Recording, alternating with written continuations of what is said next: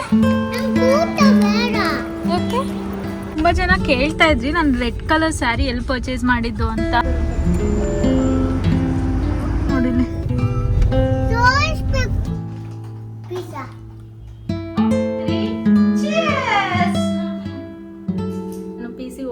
ನಾನು ಏನೆಲ್ಲ ಫಾಲೋ ಮಾಡ್ತಾ ಇದ್ದೀನಿ ಅದನ್ನ ತಿಳಿಸ್ತೀನಿ ಅಂತ. ಹಾಗೆ ತುಂಬ ಜನ ಈ ಬ್ರೇಸ್ಲೆಟ್ ಬಗ್ಗೆನೂ ಕೂಡ ಕೇಳ್ತಾ ಇರ್ತೀರಾ.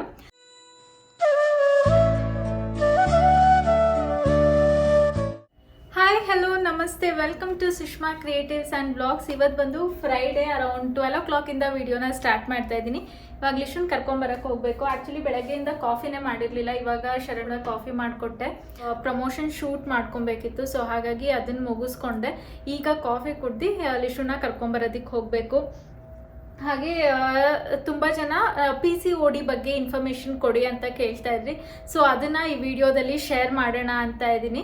ಸೊ ಕಂಪ್ಲೀಟಾಗಿ ಸ್ಕಿಪ್ ಮಾಡ್ದಿರಾ ಈ ವಿಡಿಯೋನ ನೋಡಿ. ಹಾಗೆ ಇನ್ನೂ ಯಾರೆಲ್ಲ ಸಬ್ಸ್ಕ್ರೈಬ್ ಮಾಡ್ದಿರಾ ನನ್ನ ವಿಡಿಯೋನ ನೋಡ್ತಾ ಇದ್ದೀರಾ ಅಂದರೆ ಪ್ಲೀಸ್ ಹೋಗಿ ಸಬ್ಸ್ಕ್ರೈಬ್ ಮಾಡಿ.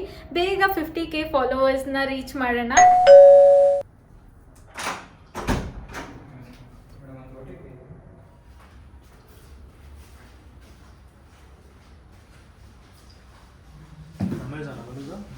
ಪಾರ್ಸಲ್ ಇವಾಗ ಬಂತು, ಇವಾಗೇನು ಓಪನ್ ಮಾಡೋದಕ್ಕೆ ಹೋಗಲ್ಲ, ಟೈಮ್ ಆಯಿತು. ಬಂದು ಓಪನ್ ಮಾಡ್ತೀನಿ ಏನು ಅಂತ. ಒಂದೇನೋ ಶೇಪ್ ಅದು, ಇನ್ನೊಂದು ಅದೇನು ಅಂತ ಗೊತ್ತಿಲ್ಲ, ಯಾಕೆಂದರೆ ಸುಮಾರಷ್ಟು ಆರ್ಡರ್ ಮಾಡಿರ್ತೀನ. ಈಗ ಅಮೆಝಾನ್ ಹಾಲ್ ಕೂಡ ಮಾಡ್ತಿರೋದ್ರಿಂದ ನಾನು ಸುಮಾರಷ್ಟು ಆರ್ಡರ್ ಮಾಡಿರ್ತೀನಿ. ಸೊ ಹಾಗಾಗಿ ಏನದು ಅಂತ ಗೊತ್ತಿಲ್ಲ, ಬಂದು ಓಪನ್ ಮಾಡಿ ನೋಡ್ತೀನಿ ಏನು ಅಂತ. ಆ್ಯಕ್ಚುಲಿ ಒಂದು ಡ್ರೆಸ್ ಏನು ಆರ್ಡರ್ ಮಾಡಿದೆ, ಮೋಸ್ಟ್ಲಿ ಅದೇ ಡ್ರೆಸ್ ಬಂದಿರ್ಬೋದು. ಹಾಗೆ ನಾವು ಟ್ರಿಪ್ಪಿಗೆ ಹೋಗ್ತಿರೋದ್ರಿಂದ ಬರೀ ಪಾರ್ಸಲ್ಸೇ ಜಾಸ್ತಿ. ಅಷ್ಟು ಶಾಪಿಂಗ್, ಟ್ರಿಪ್ಗೆ ಎಷ್ಟು ಕಟ್ಟಿರ್ತೀವೋ ಅಷ್ಟು ಶಾಪಿಂಗ್ ಅದಕ್ಕಿಂತ ಜಾಸ್ತಿನೇ ಆಗುತ್ತೇನೋ. 3 ಜನದ್ದು ಶಾಪಿಂಗ್ ಅಲ್ವಾ, ಹಾಗಾಗಿ ಬರ್ತಾನೇ ಇರುತ್ತೆ ಪಾರ್ಸೆಲ್. ಮಿಂತ್ರಾ, ಅಮೆಝಾನ್ ಮತ್ತು ಫಸ್ಟ್ ಕ್ರೈ, ಈ 3ರಿಂದನೂ ಬರ್ತಾನೆ ಇರುತ್ತೆ. ಮಿಂತ್ರಾ ಅಲ್ಲಿ ಆಬ್ವಿಯಸ್ಲಿ ನಮ್ಮ ಡ್ರೆಸ್ಸಸ್ಸು, ಅಮೆಝಾನಲ್ಲಿ ಈ ಥರ ಮನೆ ಐಟಮ್ಸ್ ಏನಾದರೂ ಇದ್ದರೆ ಅಮೆಝಾನಲ್ಲಿ ಆರ್ಡರ್ ಮಾಡಿರ್ತೀನಿ, ಅಥವಾ ಯಾವುದಾದ್ರೂ ಡ್ರೆಸ್ಸಸ್ಸು ಅಮೆಝಾನಲ್ಲಿ ನಾನು ತೊಗೊತೀನಿ. ಇನ್ನು ಫಸ್ಟ್ ಕ್ರೈ ಅಂದರೆ ಆಬ್ವಿಯಸ್ಲಿ ಲಿಶಾಗೆ. ತುಂಬ ಜನ ಕೇಳ್ತಾ ಇರ್ತೀರಾ ಲಿಶು ಡ್ರೆಸ್ಸಸ್ನ ಎಲ್ಲಿ ಪರ್ಚೇಸ್ ಮಾಡ್ತೀರಾ, ಲಿಂಕ್ ಪ್ರೊವೈಡ್ ಮಾಡಿ ಅಂತ. ಸೊ ಅದನ್ನು ಕೂಡ ನಾನು ಶೇರ್ ಮಾಡ್ತೀನಿ, ಸಪ್ರೇಟ್ ವಿಡಿಯೋ ಮಾಡಿ. ಅವಳ್ದೇ ಏನಿಲ್ಲ, ನಾನು ಟ್ರಿಪ್ಪಿಗೆ ಪರ್ಚೇಸ್ ಮಾಡಿದ್ದೆ ಅದನ್ನು. ಸೊ ಬನ್ನಿ ಬೇಗ ಹೋಗಿ ಲಿಶುನ ಕರ್ಕೊಂಬರೋಣ. ಕಾಫಿ ಕುಡ್ದು ಬೇಗ ಹೋಗಿ ಲಿಶುನ ಕರ್ಕೊಂಬರ್ತೀನಿ. ಊಟ ಮಾಡಲಿಲ್ವಾ? ಯಾಕೆ ಯಾಕೆ ಮತ್ತೆ ಬೇರೆ ಏನು ತಿಂದೆ?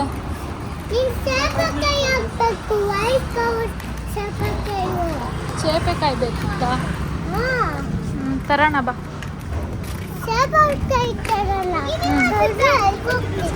ಆಫೀಸ್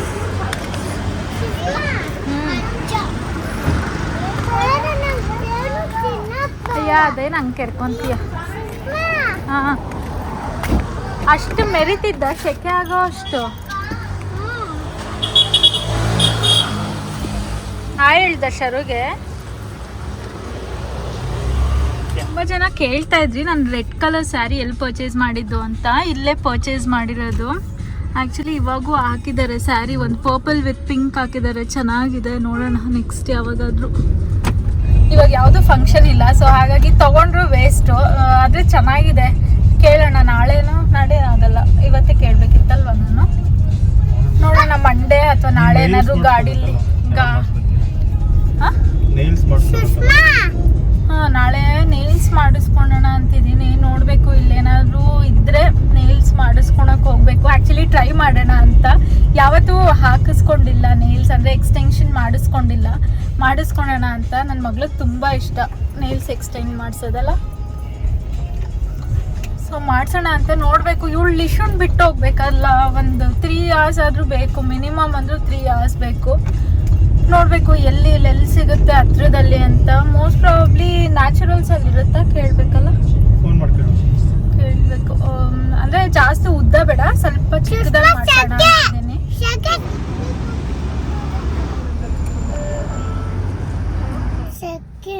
ಹೆಂಗೆ ಒರೆಸ್ಕೊಂತಿರೋದು ತೋರಿಸು. ಏನು ಇವಾಗ ಕೊಡ್ತಿದ್ ನೀನು? ಎಳ್ನೀರ. ಕಟ್ಟಿಂಗ್ ಮಾಡ್ಸೋಣ ನಿಂಗೆ? ಯಾವ ಕಟ್ಟಿಂಗ್ ಬೇಕು? ನನಗೆ ಎಲ್ಸಾ ಕಟ್ಟಿಂಗ್. ಇರೋದು ಇಷ್ಟು ಕೂದಲು ಎಲ್ಸ ಕಟಿಂಗ್ ಅಂತ.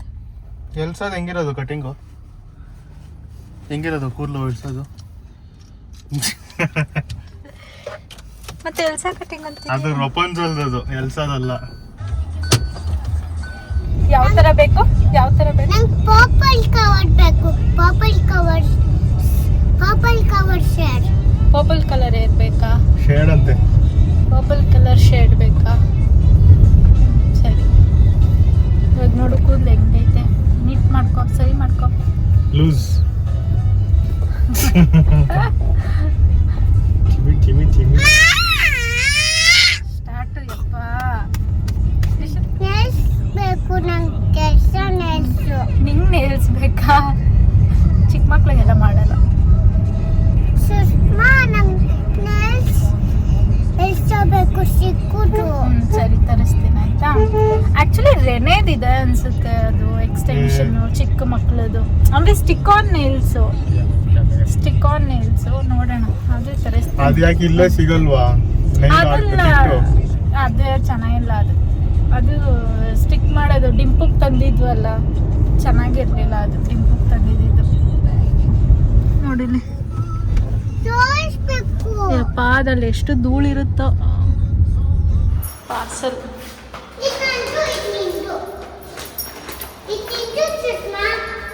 ಕೀ ಕೊಡಿಲ್ಲ, ಮನೆ ಕೀ ತೆಗಿಯಲ್ಲ. ಅವಳೇ ಓಪನ್ ಮಾಡಬೇಕು ಅಂತ ಓಪನ್ ಮಾಡ್ತಾ ಅವಳೆ.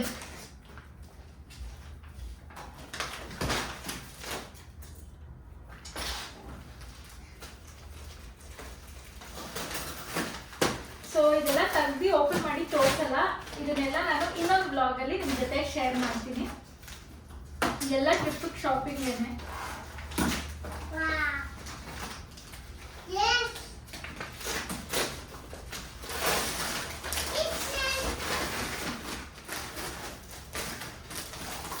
ಒಂದು ಕಾಟ್ ಸೆಟ್ನ ಆರ್ಡರ್ ಮಾಡಿದೆ. ಅದು ಕಾಟ್ ಸೆಟ್. ಇದೊಂದು ಡ್ರೆಸ್ಸು. ಇದನ್ನು ಅಷ್ಟೇ ಇನ್ನೊಂದು ಸಪ್ರೇಟ್ ವಿಡಿಯೋ ಮಾಡಿ ನಿಮ್ಮ ಜೊತೆ ಶೇರ್ ಮಾಡ್ತೀನಿ. ಮೊಮ್ಮೆ ಡ್ರೆಸ್ ಏನಕ್ಕೆ ಆರ್ಡರ್ ಮಾಡಿದ್ದೀನಿ, ಬರುತ್ತೆ ಇನ್ನು. ಇದೆಲ್ಲ ನೀರು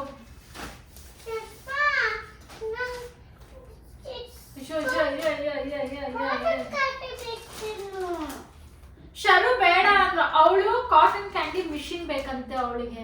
ಅವ್ರಪ್ಪ ಬೇಡ, ಅದು ವರ್ಕ್ ಆಗಲ್ಲ ಅಂತ. ಸರಿ, ನಾನು ತರಿಸ್ತೀನಿ, ಸುಮ್ಮನೆ ನಾನು ತರಿಸ್ತೀನಿ ಅಂತ.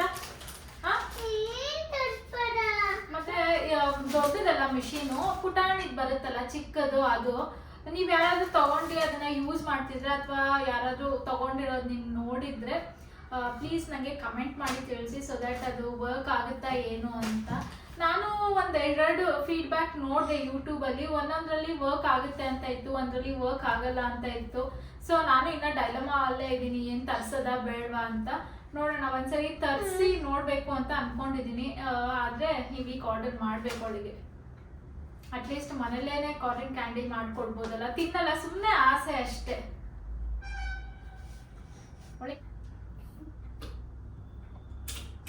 ಸಾಕು. ಡ್ರೆಸ್ ಚೇಂಜ್ ಮಾಡು ಬಾ. ಫ್ಯಾನ್ ಜೋರಾಗಿ ಹಾಕಿದಾಳೆ, ಮೋಸ್ಟ್ಲಿ ಕೇಳಿಸಲ್ಲ ಅನ್ಸುತ್ತೆ. ಇವಳಿಗೆ ಡ್ರೆಸ್ ಚೇಂಜ್ ಮಾಡಿಸಿ ಊಟ ತಿನ್ನಿಸಿ ಮತ್ತೆ ಸಿಗ್ತೀನಿ.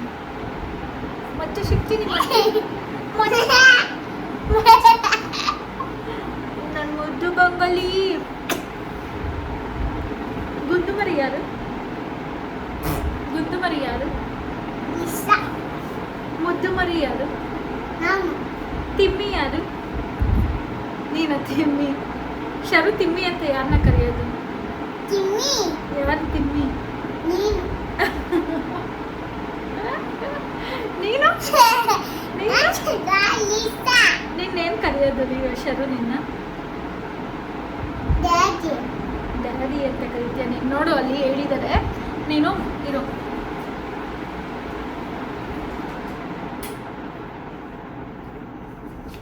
ಕೇಳಿಲಿ, ನೀನು ಶರು ಸುಷ್ಮಾ ಅನ್ಬಾರ್ದಂತೆ ಅಂದಮೇಲೆ. ಹಾಂ, ಮಮ್ಮಿ ಡ್ಯಾಡಿ ಅನ್ಬೇಕಂತ ಅಂತೀಯ? Mummy. Sharu daddy. Mummy daddy. Yes, mummy daddy. ಇನ್ಮೇಲೆ ಮಾಮಿ ಡ್ಯಾಡಿ ಅಂತಾನೆ ಕರಿಬೇಕು ಆಯ್ತಾ? ನನ್ ಬೇಬಿ ಇದೆ. ನಿನ್ ಬೇಬಿ ಎಲ್ಲ ಐತೆ? ಓ ನೀನ್ ಬೇಬಿ ಆಗಿದ್ದೆ. ಅಲ್ಲಿ ಫೋಟೋ ಕಾಣಿಸ್ತಿದ್ಯಲ್ಲ ಅದರಲ್ಲಿ ಅವಳು ಬೇಬಿ ಆಗಿದ್ಲಂತೆ. ಬೇಬಿ ಈ ಬೇಬಿ ನಮಗೆ ಕಾಟನ್ ಕ್ಯಾಂಡಿ ಮಿಷನ್ ಆರ್ಡರ್ ಮಾಡೋಣ. ಕಾಟನ್ ಕ್ಯಾಂಡಿ ಮಿಷಿನ್ ನೋಡ್ಬೋದು. ಅಲ್ಲಿ ಡೈನಿಂಗ್ ಟೇಬಲ್ ಎಷ್ಟು ಮೆಸ್ಸಿ ಆಗಿದೆ ಅಂತ ಕ್ಲೀನ್ ಮಾಡೋದಕ್ಕೆ ಆಗ್ತಾ ಇಲ್ಲ. ಇವತ್ತು ಅಟ್ಲೀಸ್ಟ್ ಕ್ಲೀನ್ ಮಾಡಬೇಕು. ನಾಳೆ ಅತ್ತೆ ಮಾವ ಎಲ್ಲ ಬರ್ತಾರಂತೆ. ಇನ್ನು ಅವ್ರು ಅಲ್ಲಿ ಊಟಕ್ಕೆ ಕೂತ್ಕೊಂಡ್ರೆ ಅಲ್ಲೊಂಚೂರು ಜಾಗನೂ ಕೊಡಬೇಕು. ನಾವಂದರೆ ಅಲ್ಲಿ ಊಟ ಏನೂ ಮಾಡಲ್ಲ, ನಾವು ಇಲ್ಲೇ ಸೋಫಾ ಮೇಲೆ ಕೂತ್ಕೊಂಡು ಊಟ ಮಾಡ್ತೀವಿ. ಇನ್ನು ಅವ್ರು ಬಂದಾಗ ಡೈನಿಂಗ್ ಟೇಬಲ್ ಬೇಕಾಗುತ್ತಲ್ವ. ಸೊ ಅವ್ರ ರೂಮ್ ಒಂದು ಕ್ಲೀನ್ ಮಾಡಬೇಕಂದ್ರೆ ಲಿಶಾ ಪ್ಲೇ ರೂಮ್ ಒಂದು ಕ್ಲೀನ್ ಮಾಡಬೇಕು, ಡೈನಿಂಗ್ ಟೇಬಲ್ ಒಂದು ಕ್ಲೀನ್ ಮಾಡಬೇಕು. ಇವತ್ತಾದರೆ ಎರಡರಲ್ಲಿ ಒಂದಾದರೂ ಮಾಡ್ಕೊಬೇಕು. ಎರಡೂ ಮಾಡ್ಕೊಳಕ್ಕಾಗುತ್ತೆ. ಕಾಟನ್ ಕ್ಯಾಂಡಿ ಮಿಷನ್ ಆರ್ಡರ್ ಮಾಡಿದ್ದೀನಿ. ಕಾಟನ್ ಕ್ಯಾಂಡಿ ಪಿನ್ ತಿಂಪು ತಿನ್ಲಿ ಕಾಟನ್ ಕ್ಯಾಂಡಿ ಸರಿ. ಪೂವಿ ತಿನ್ಲಿ ಕಾಟನ್ ಕ್ಯಾಂಡಿನು. ಸರಿ ಆಯ್ತು. ಸೊ ಇವಾಗ ಲಿಶುಗೆ ಡ್ರೆಸ್ ಚೇಂಜ್ ಮಾಡಿ ಊಟ ತಿನ್ನಿಸಿ ಮತ್ತೆ ಸಿಗುವ. Lisha, I have a surprise for you. Surprise? Yes, guess what? Kinder Joy chocolate. ಕಳ್ಳಿ ನೋಡ್ಬಿಟ್ಟೆ ಅಲ್ವಾ? ಹಿಂಗಾಯ್ತು. ಏನಾಯ್ತು? ಏನಾಯ್ತು? ಹಿಂಗಾಯ್ತು. ಅದು ಹಂಗೆ ಇರೋದು.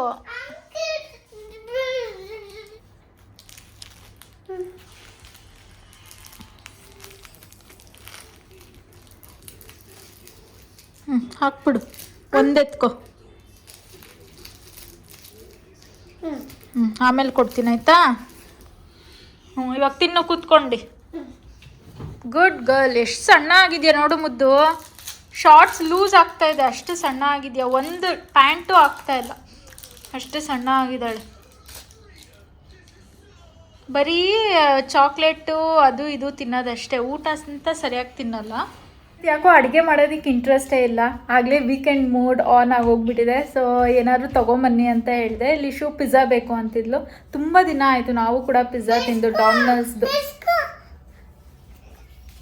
ತುಂಬ ದಿನ ಆಯಿತು ಡಾಮಿನೋಸ್ ಪಿಜ್ಜಾ ತಿಂದು. ಸೊ ಹಾಗಾಗಿ ಪಿಜ್ಜಾನೇ ತರ್ತಿದ್ದಾರೆ ಶರಣು. ಆಮೇಲೆ ಇವಳಿಗೆ ಏನೋ ಸರ್ಪ್ರೈಸ್ ಅಂತೆ, ಏನು ತರ್ತಾರೆ ಅಂತ ನನಗೂ ಗೊತ್ತಿಲ್ಲ. ಇವಾಗ ಡೈನಿಂಗ್ ಟೇಬಲ್ ಎಲ್ಲ ಕ್ಲೀನ್ ಮಾಡಿದೆ. ಆ ಟವಲ್ ಎಲ್ಲ ಅಲ್ಲೇ ಇರುತ್ತೆ, ಬಿಕಾಸ್ ಈಚೆ ಒಣಗಾಕಲ್ಲ, ಇಲ್ಲಿ ಹಾಕಿರ್ತೀವಿ. ಒದ್ದೆ ಇರುತ್ತಲ್ಲ, ಸ್ನಾನ ಮಾಡ್ಕೊಂಬಂದು ಅಲ್ಲೇ ಹಾಕಿರ್ತೀವಿ. ಸೊ ಹಾಗಾಗಿ ಟವಲ್ಸ್ ಎಲ್ಲ ಅಲ್ಲಿರುತ್ತೆ. ಯಾರು ಬರೋದು ನಾಳೆ?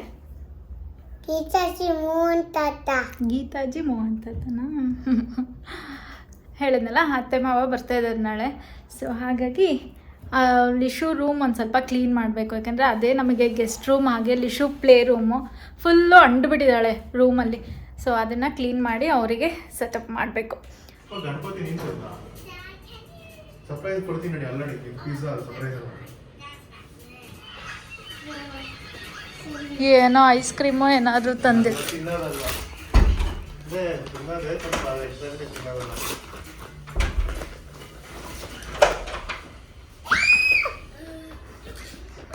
ಅಷ್ಟೇ. ಅಲ್ಲಿ ಪಕ್ಕದಲ್ಲೇ ನಾವೆಲ್ಟಿ ಸ್ಟೋರ್ ಐತೆ, ಡಾಮಿನೋಸ್ ಪಕ್ಕ.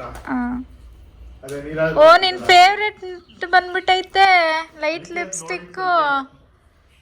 ಬೇಕಾದ್ರೆ ಕೇಳೋದು ಸಿಗ್ತಾನೆ ಇರಲಿಲ್ಲ ಅದು. ಅಲ್ಲಿ ಸಿಗುತ್ತೆ. ಡ್ರೀಮ್ ಮಾರ್ಟಲ್ಲಿ ಒಂದ್ಸತಿ ಸಿಕ್ಕಿದ್ದಷ್ಟೇ. ಖುಷಿ ಆಯ್ತಾ? ಸರ್ಪ್ರೈಸು ಸಿಕ್ತಾ? ಥ್ಯಾಂಕ್ ಯು ಹೇಳು ಶರುಗೆ. Thank you. ಕಿಸಿ ಕೊಡ್ಬೇಕು, ಬರೀ ಟ್ಯಾಂಕ್ಸ್. ಓ, ಕಿಶಿ ಕೊಡೋಗು, ಅಗ್ಗಿ ಮಾಡಿ ಕಿಶಿ ಕೊಡೋಗು.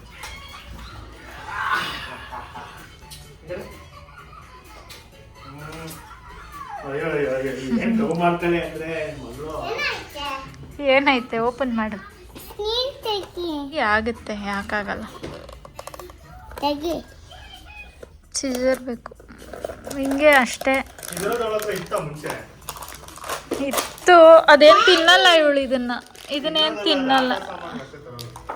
ಬೇರೆ ಏನಾದ್ರು ಕಾರ್ ಆ ಥರ ತರುತ್ತಾರೆ. ಕಾರ್ ಇತ್ತು, ಒಳಗೆ ಕಾರ್ ಮಾಡ್ತಾಳ. ಅದು ನಾವು ಓದ್ಸತಿ ತಂದಿದ್ವಲ್ಲ, ಬುಲೆಟ್ ಥರ ಹಿಂಗೆ ಬಿಡೋದು. ಇನ್ನೊಂದು ಇದ್ರ ಬ್ಯಾಗ್ ಇವಾಗ ಇದು ಓಪನ್ ಮಾಡಬೇಡ. ಪಿಜ್ಜಾ ತಿನ್ನಲ್ವಾ? ನಾವು ನೋಡಿದ್ವಲ್ಲ ಓದ್ಸತಿ ಇದರಲ್ಲಿ ಟ್ರಾಲಿ ಬ್ಯಾಗ್ನ. ಚಿಕ್ಕದು ಅದ ಇಷ್ಟೇ ಇಷ್ಟೇ. ನಂಗೆ ತೆಗಿಯೋಕೆ ಇವಾಗ ಬೇಡ ತೆಗಿಯೋದು. ಈ ಕ್ಯಾಂಡಲ್ ಲೈಟ್ ಪಿಜ್ಜಾ ಪಾರ್ಟಿ. ಹಾಗಾಗಿ ಇವಾಗ ಕ್ಯಾಂಡಲ್ಸ್ನೆಲ್ಲ ಹಚ್ಚೋದು. ಹುಷಾರು, ಕ್ಯಾಂಡಲ್ ಗೊತ್ತಾಯ್ತಾ ಮೇಡಮ್? ಗೊತ್ತಾಯ್ತು.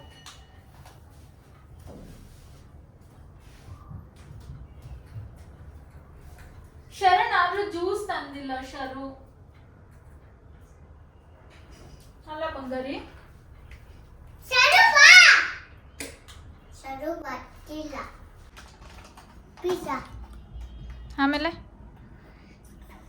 ಇದು ಇದು ಬಗಾಟ್ ನಿಂಗೆ ಅದು ಅದು ಅದು ಅದು ಅದು ಅದು ತಾತಾ. ಇಷ್ಟ ಆಯ್ತಾ? Okay, enjoy.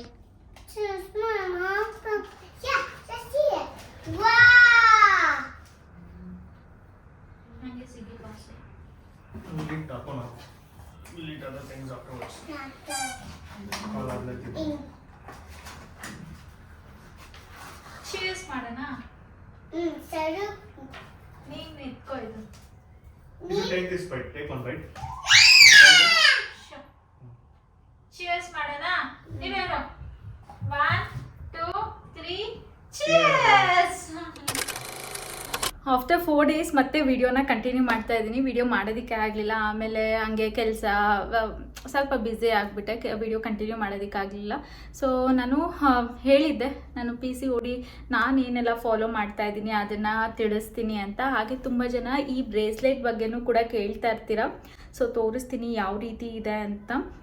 ಅದಕ್ಕೂ ಮುಂಚೆ PCOD ಬಗ್ಗೆ ಹೇಳ್ತೀನಿ. PCOD ನನಗೆ ಡೇ 1 ನಾನು ಯಾವಾಗ ಪೀರಿಯಡ್ಸ್ ಅಂದರೆ ನನ್ನ ಪೀರಿಯಡ್ಸ್ ಸ್ಟಾರ್ಟ್ ಆಯಿತು ಅವಾಗಿಂದನೂ ಇದೆ, ನನಗೆ ಇರ್ರೆಗ್ಯುಲರ್ ಪೀರಿಯಡ್ಸೇ ಇದೆ ಡೇ 1ಇಂದನೂ. ಸೊ ನಾನು ಅವಾಗ ಏನು ಅಷ್ಟು ತಲೆ ಕೆಡಿಸ್ಕೊತಿರ್ಲಿಲ್ಲ. ಅವಾಗ ಏನಂದರೆ ಅಯ್ಯೋ ಪೀರಿಯಡ್ಸ್ ಆಗಲಿಲ್ಲ ಅಂದರೆ ಇರಲಿ ಬಿಡಪ್ಪ ಅನ್ನೋ ಥರ ನಾವು ಆಗದಿರ ಇದ್ದಾಗ ಡಾಕ್ಟರಿಗೆ ತೋರಿಸೋದು, ಅವರು ಟ್ರೀಟ್ಮೆಂಟ್ ಕೊಡೋದು, ಆ ಥರ ಆಗ್ತಾಯಿತ್ತು. ಬಟ್ ಇವನ್ ಮದುವೆ ಆದಮೇಲೂ ಕೂಡ ನನಗೆ ಇರ್ರೆಗ್ಯುಲರ್ ಪೀರಿಯಡ್ಸೇ ಇತ್ತು.